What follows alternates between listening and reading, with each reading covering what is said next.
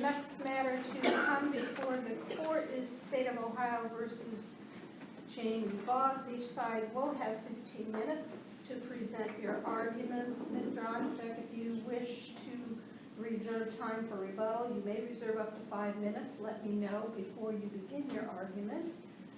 We have read your briefs. We are ready to begin when you are. I just want to remind you, if the issue of victims or children come up, please don't use names. Come on right up to the first one here. All right, good morning. May it please the court. My name is Mark Ondercheck. I represent the appellant, Jamie Boggs. I'd like to reserve 2 minutes for rebuttal. Please the court. First of all, I'll just kind of lay out or talk about. Basically, I'll go over the standard overview briefly, then the 3 assignments of error. The standard of review is basically I am asserting in 2 of the assignments of error, assignments 1 and 2, weight and sufficiency arguments. For efficiency's sake, I've kind of, in the brief, kind of conflated the 2 in the sense that, you know, I basically make a sufficiency argument and then state that if you disagree along the manifest weight lines, then also please consider manifest weight. But understanding that weight and sufficiency are separate concepts. Sufficiency of the evidence challenges and states that the state has not put forth sufficient evidence on each of the elements of the offense. I submit to the court that that is the case with respect to the assignment of error number 1, the tampering with evidence indictment charge, and then also in assignment of error number 2, the illegal handling of firearm or motor vehicle charge. So I would submit that I'll go through in the argument, explain how those elements have not been sufficiently met.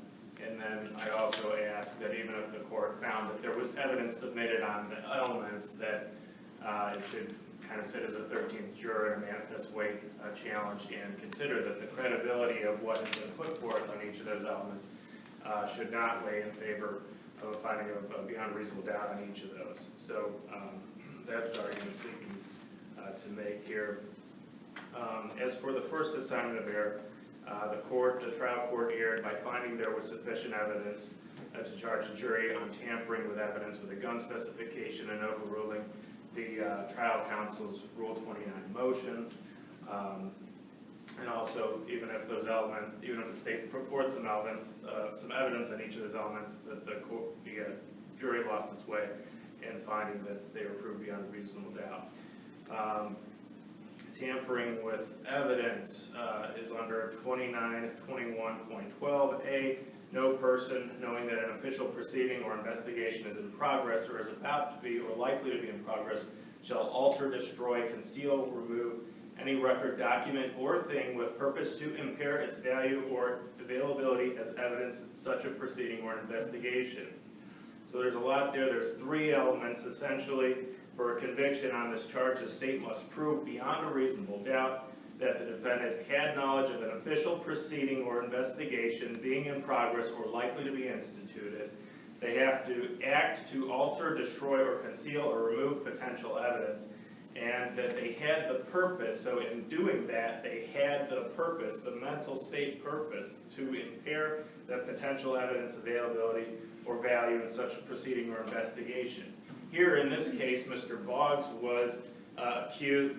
Basically, the basis for this charge against Mr. Boggs is that he threw a gun out of a truck that was driving in a police chase. And the state has asserted that Mr. Boggs, in doing that, acted to impair a proceeding or investigation into the shooting of the gun. The person driving the truck, Mr. Aubrey Brown, was shooting the gun out into the air, and my client, Mr. Boggs, was actually just caught up as kind of I would submit to the court, you know, basically innocent person who was basically kidnapped in the truck while it was on this police chase. He didn't know Mr. Brown had a gun in the truck when he got into it. He didn't know Mr. Brown was going to be shooting the gun, and there would be some kind of investigation into that. Are you suggesting that the police were chasing the vehicle because there was a gun in the vehicle?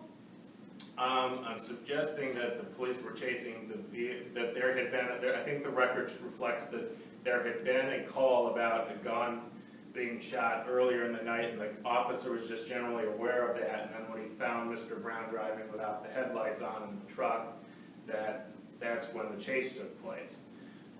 Because Mr. Brown did not comply in pulling over the So it truck. wouldn't be the fleeing from the police that might be the investigation. Sure, so if fleeing from the police is the investigation, then what would Mr., Boggs, who's the passenger of the truck, have to do with it? I Did think he that's a already, good point. did he already have some kind of a prior court case that would mean he's not allowed to have a weapon? I don't think that that's what was asserted against Mr. Boggs. But I'm not asking if it was asserted against him, Right. I'm asking, would that have been something that Mr. Boggs would know? No, and the record doesn't reflect that that was the case. So I'd submit to the court that that's not a reason to find that that first element of tampering with evidence was present. I mean, there just wasn't. I I'm think curious, that you the- mentioned that Sure. Boggs was innocent passenger that was Right. being kidnapped. Was Brown accused of kidnapping Mr. Boggs? There was not, but I think that, well, I think because the legal, I mean, I'm using it as kind of a, kind Yeah. of illustrate generally, but as kind of a legal construct, perhaps that wouldn't be the case, because originally Boggs got in the car, or the truck, but it was, actually, the record reflects that at one point, Mr. Boggs did ask Mr. Brown to let him out of the truck, and Brown did not. He just backed the truck up and went speeding off, and I don't know what was in Mr. Brown's mind, and unfortunately, the record has not developed sufficiently for us to really know what Mr. Brown was really trying to do, because after the two people were apprehended, Boggs and Brown were apprehended, it seems that the police did not do much follow-up to find out why was Mr. Brown shooting the gun, who was shooting the gun. There was just some evidence of some gunshot residue, which just means that a gun was discharged at some point in the cab, and it doesn't really tell us who shot the gun or anything like that, and Mr. Boggs isn't convicted of shooting the gun. It seems to be that the implication from reading the record, to me, seems to be that Mr. Boggs was found guilty of this tampering with evidence because he threw the gun out the window in the police chase. So then the question is, what investigation was he thinking about and deciding to impair by removing the gun from the cab? Well, the court in State versus Berry said that you can't assume that Mr. Boggs knew there was going to be an investigation, because you can't assume that he knew that the Supreme Court of Ohio has rejected the unmistakable crime doctrine, and the court goes on to explain that in State versus Berry. Does the record show that Boggs and Brown were together when the shots were fired? I think that the record does reflect that Mr. Brown was shooting the gun up in the air, and Boggs was awakened by that. He'd fallen asleep or something in the car, and then during the ride down the street, and then was alerted to Mr. Brown shooting. But the record does not reflect that Boggs did any shooting of the gun. Boggs testified that... Doesn't have to for the tampering, right? Well, what is the crime at that? What is the investigation that Boggs knows about at that point? I mean, I think the state has to show that Boggs knew that there was an investigation that was going to take place, and that Boggs purposely got rid of the gun to impair that investigation. And the state hasn't shown that, because when the police interrogated, asked Boggs after they stopped the car, or after the car got in an accident, the truck got in an accident, they talked to Boggs, and they talked to him, and he led them right to the gun. It's not as though he was trying to conceal this weapon. He threw it out of the cab because he wanted Brown to not have the gun. He didn't want this loaded gun to be jumbling around the cab of the truck and maybe go off. It had just been shot. He doesn't think, you don't know if the safety's on or anything like that. You get that thing out of there. That is not good. This guy driving the truck is taking the police on this wild chase, and the gun comes bouncing over to you. I think it makes a lot of sense for Mr. Boggs to chuck that thing out the door and, get rid of that, get rid of this deadly weapon out of there. Probably might have also, created a safer situation for the police officer who was chasing the two of them, getting that gun out of the cab. So I just submit to the court that Boggs shouldn't be punished for tampering with evidence in this case. It just doesn't fit. He did not know that there's an investigation about to take place. There's no evidence in the record that he didn't. He removed the gun, but then when he was confronted about, hey, where did the gun go? He led the police right to it. He says, I threw it out over there. You know, he got in the car with the officer. They took him over to the area where he discarded the gun out of the truck's window, and they found it. And they found it, and they were able to test it and find out that it had been shot. Boggs explained that Brown was the one doing the shooting. Will the Yeah, so- record show, that it was thrown out during what I'm gonna term the chase? I Right. know it wasn't a real long, but still. Right, yes. Would not there have been, doesn't that give rise to investigation? Just the fact that there was a willful fleeing and eluding? Well, now, first of all, we have to remember that it was Brown who was doing that, because he was the driver of the truck, so he was the only one who could control that So situation. your argument is that it had to be a specific investigation into your client? That's what you're suggesting that the law is? Well, right, and I think that it had to occur to my client that there would be an investigation. It had to occur to my client that this gun might be the subject of investigation into him, Not just that I want to impair that. Right, because he's not the one really fleeing, right, he's in the truck. He's kind of kept as a passenger.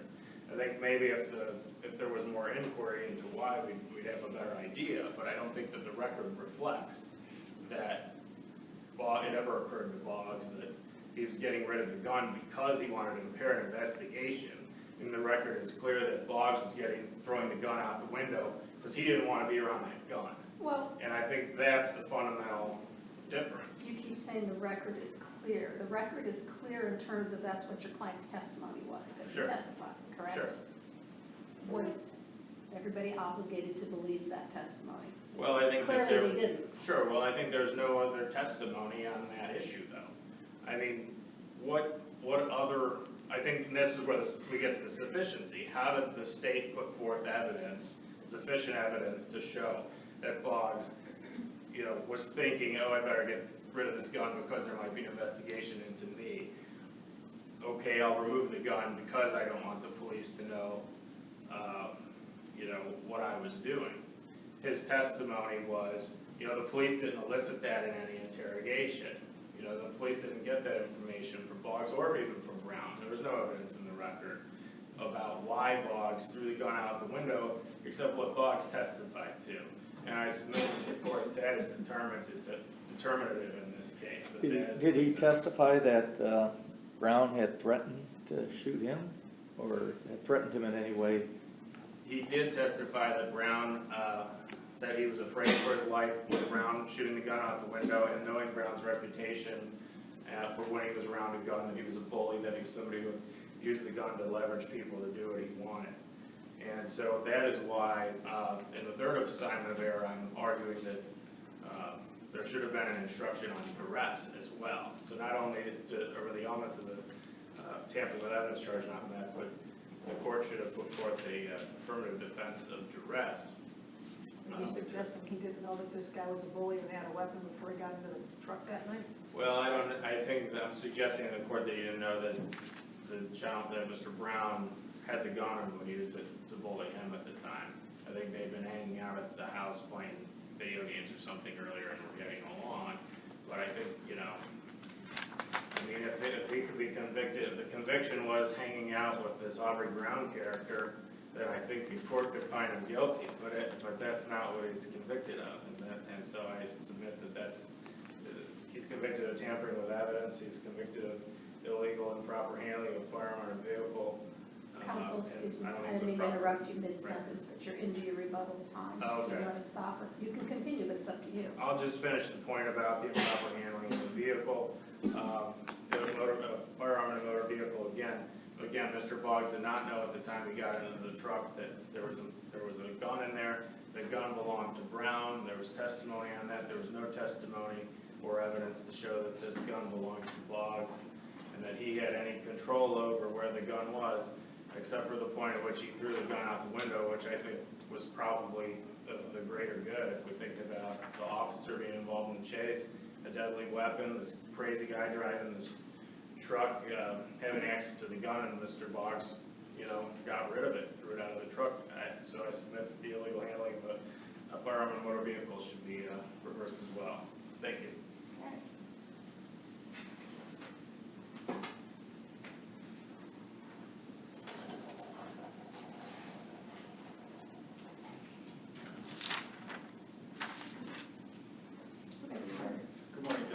Ryan Murphy, Assistant Prosecuting Attorney, Lorain County Prosecutor's Office. The state submits to this court that the evidence, when viewed in a light most favorable to the state, did demonstrate beyond a reasonable doubt that a jury could find that Mr. Boggs committed the offense of tampering with evidence.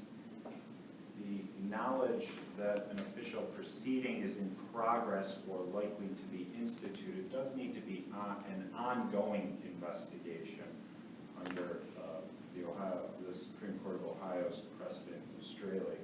An ongoing or likely investigation is the way that the court described it in Straley. The police here were involved in an, albeit rather short, I suppose you could describe it, it was less than 2 minutes, about 90-second pursuit of a vehicle that Mr. Boggs was not driving. However, he was a front seat passenger in this pickup truck. The investigation, I think, as the court has pointed out during Pope's argument, or Mr. Boggs' argument, would be predicated upon a failure to comply charge. The default for a failure to comply is a first-degree misdemeanor. However, the failure to comply is enhanceable or may become a fourth-degree felony when the failure to comply occurs while a felony is being committed. The police officer and eventually second officer from the police department that was pursuing the vehicle certainly had to be wondering, and we're going to ask a question about why was this truck fleeing at a high rate of speed from them? And then they needed to then determine how they were going to pursue a prosecution in this case. Maybe that would have involved a handgun being found in the car, which would constitute a felony, as in this case. It could also just be an investigation into is the column peeled? Is the ignition in that trunk, in the truck, punched? Giving rise to potential grand theft motor vehicle or receiving stolen property motor vehicle charges. Perhaps there could have been drugs in that car that could have been constructively possessed by both individuals in the car. Perhaps somebody had drugs in the car that could be actual possession by either or both of the occupants. So there was going to be there were going to be questions asked by law enforcement about what was happening inside the cab of that pickup truck when it was fleeing from them at 50 miles per hour for 90 seconds. And while the police officers had their zone car lights going and sirens, the case is easily distinguishable from the case that Mr. Boggs wants you to rely on and analogizes State versus Berry, the Supreme Court case. In that case, to put it simply, a woman had inserted drugs into her vagina in the state of Ohio, intending to transport them to the state of West Virginia. There was no reason to believe that at some point, as eventually happened, that she would be pulled over in the state of Ohio.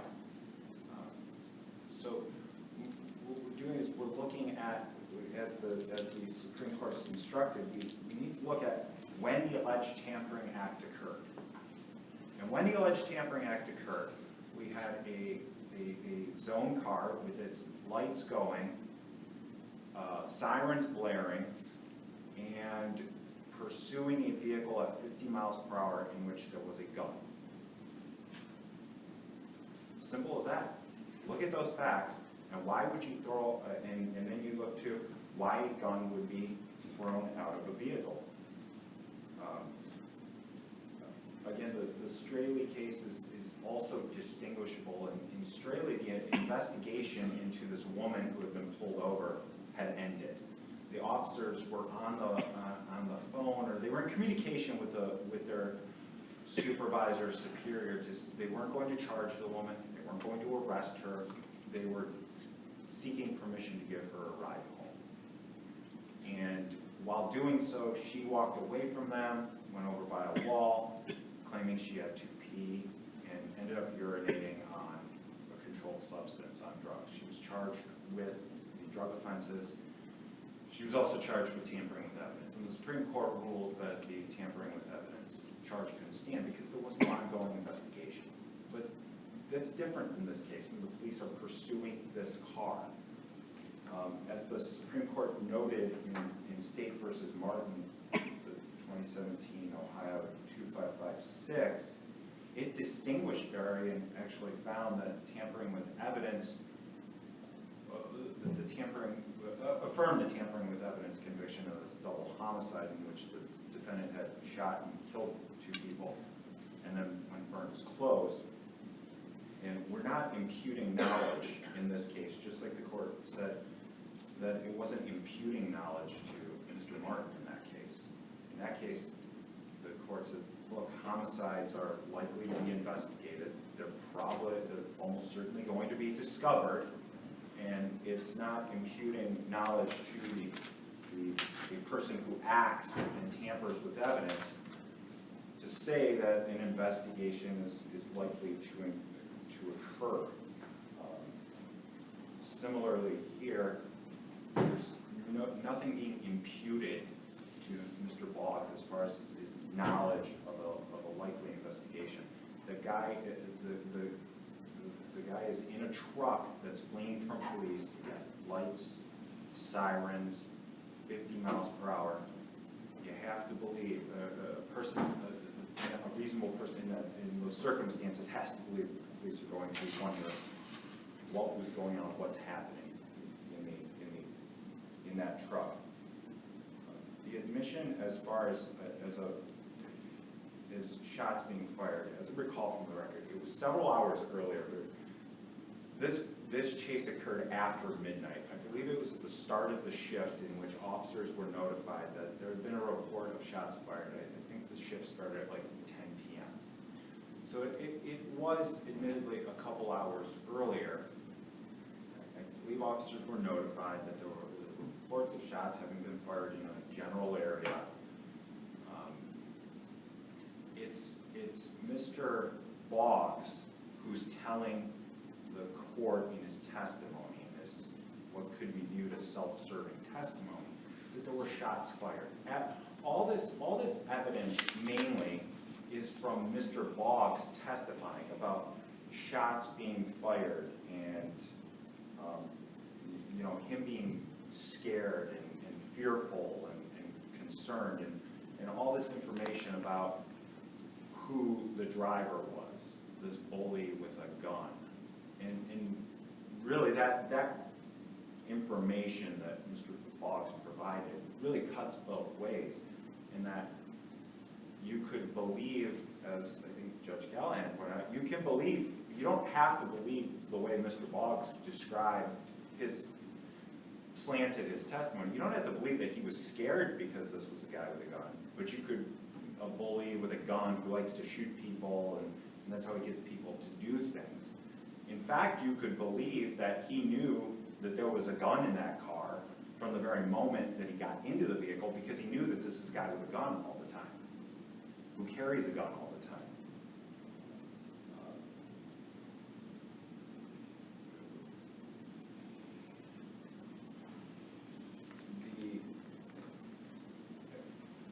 The case that I think the state relies on is the Cabrera case from 2014, in which an individual was arrested for driving under suspension, placed into his own car. When the officer took him back to the jail, went back to search the back of his own car, and there were drugs found in the car. And this court upheld the tampering with evidence charge, explaining that when you look at the mindset of that person who's in the back of his own car, he's going to think that there's going to be a search of him at the jail, and that the discovery of those drugs is essentially inevitable. And that's analogous to this case here. If and when the police actually are able to stop this car or it crashes, a search of that car is going to occur. it's fleeing from the police at a high rate of speed, they're going to have questions about why it was fleeing, and actually have good legal grounds, not only to search the car, but as a reason to search the car, because it's going to inform how they're going to charge these, one or all individuals who were in that car.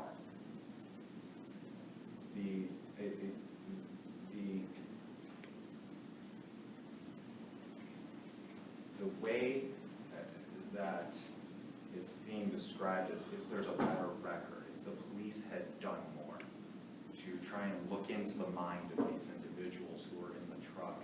I'd first point out that these individuals had a right to remain silent upon their arrest.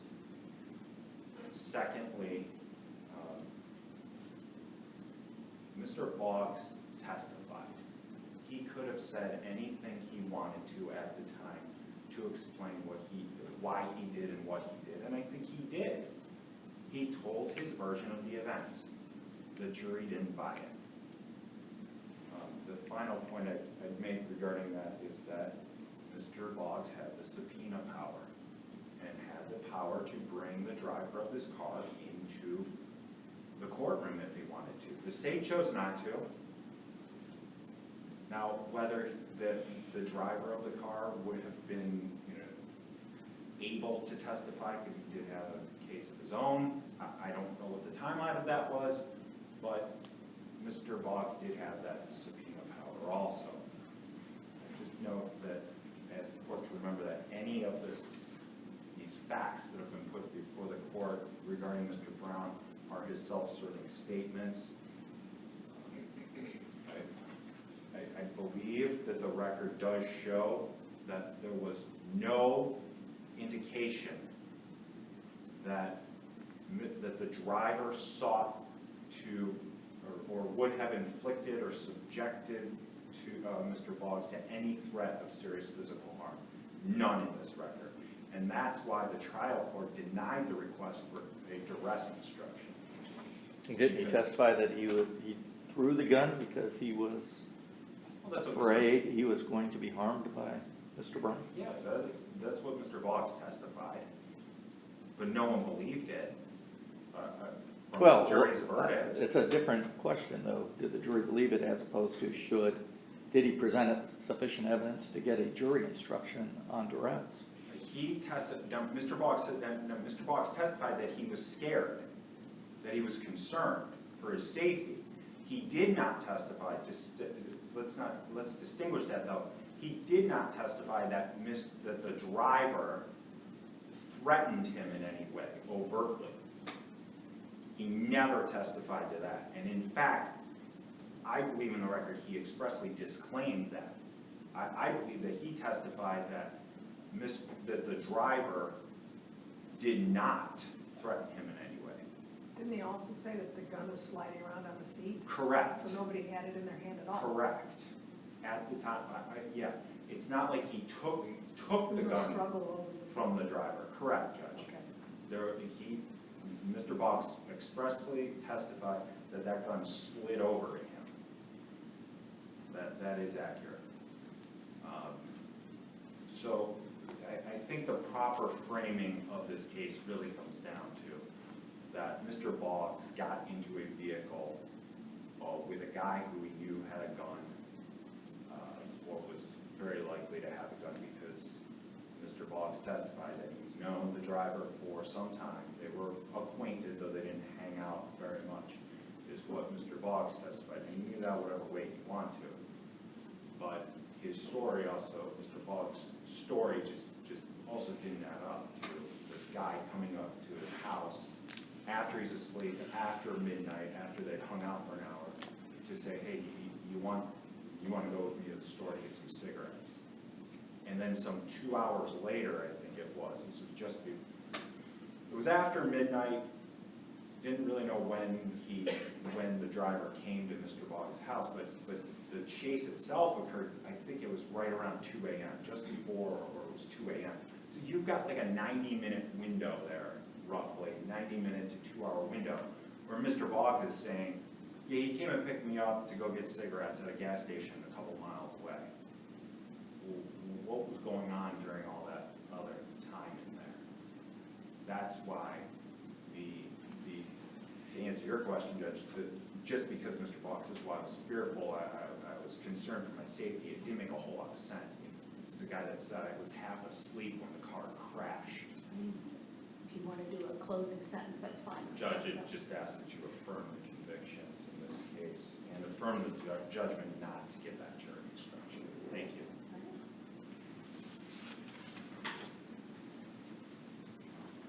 Like 30 seconds. You have a minute.